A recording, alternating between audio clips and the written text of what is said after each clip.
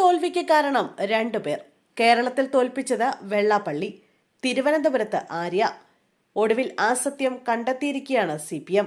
തദ്ദേശ തെരഞ്ഞെടുപ്പിലെ ഞെട്ടിക്കുന്ന തോൽവിയുടെ ഉത്തരവാദികൾ ആരൊക്കെയെന്ന് CPM തിരുവനന്തപുരം ജില്ലാ കമ്മിറ്റിയാണ് കണ്ടെത്തിയിരിക്കുന്നത്.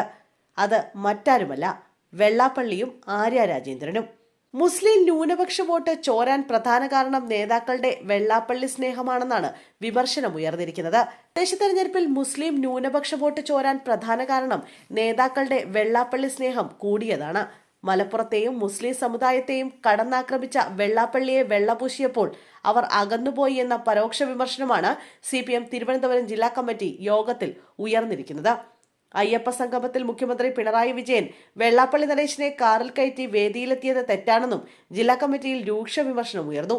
മലപ്പുറത്തിനെതിരെയും മുസ്ലിം ന്യൂനപക്ഷങ്ങൾക്കെതിരെയും വിദ്വേഷ പ്രസ്താവനകൾ നടത്തിയ വെള്ളാപ്പള്ളിയെ ചേർത്തുപിടിച്ചത് തെരഞ്ഞെടുപ്പിൽ തിരിച്ചടിയായെന്ന് പാർട്ടിയിൽ നേരത്തെയും വിലയിരുത്തലുണ്ടായിരുന്നു.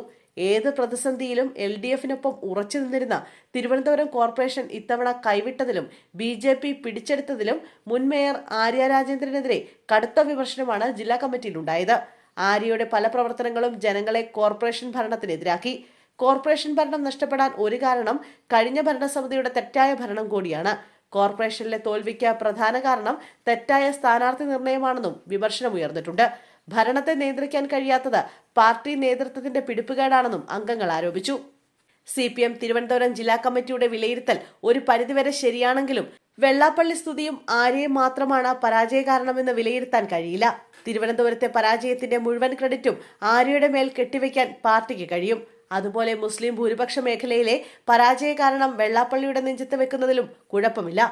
എന്നാൽ മറ്റ് സ്ഥലങ്ങളിലെ പരാജയത്തിന് കാരണം ഇവർ മാത്രമാണോ എന്ന് സ്വയം വിമർശനമായി പരിശോധിക്കേണ്ടിയിരിക്കുന്നു. ശബരിമല പോലുള്ള വിഷയങ്ങൾ പരാജയത്തിന് കാരണമായി നിൽക്കുമ്പോൾ തന്നെ ക്രിസ്ത്യൻ ഭൂരിപക്ഷ മേഖലയിൽ അടക്കമുള്ള പരാജയം എന്തുകൊണ്ടുണ്ടായി എന്ന് പരിശോധിക്കേണ്ടിയിരിക്കുന്നു. സംസ്ഥാന ഭരണത്തോടുള്ള ജനങ്ങളുടെ വിധിയെഴുത്താണ് ഈ വലിയ പരാജയത്തിന് കാരണമെന്ന് പാർട്ടി ഇനിയും തുറന്ന് സമ്മതിക്കാത്തത് എന്തുകൊണ്ടാണെന്ന് വ്യക്തമാകുന്നില്ല.